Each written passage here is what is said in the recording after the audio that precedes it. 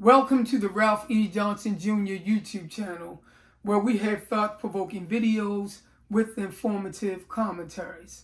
And this one is a rough one. I hope I never have to do a commentary like this one again.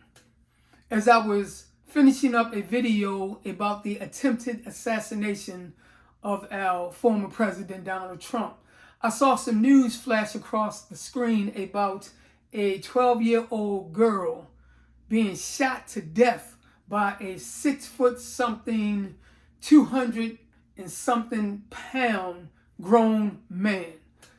I had to pause for a moment because back in my day, during my generation, this type of behavior was unheard of, especially for a man.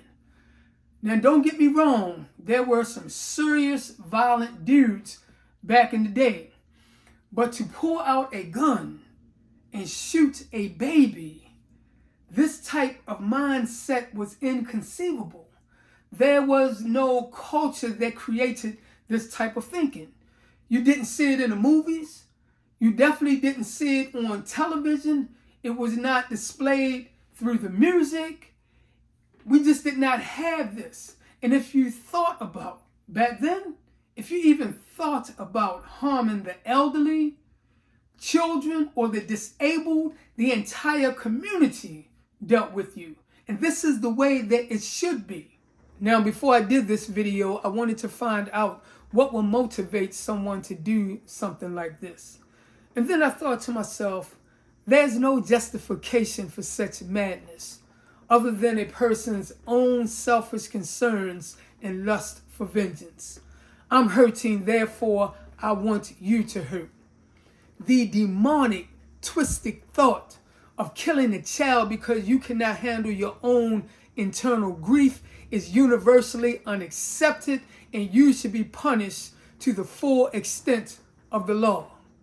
We have to understand, when you take a life, you are essentially sentencing many other people to a life of misery because they will never be able to get over the traumatic death of their loved ones.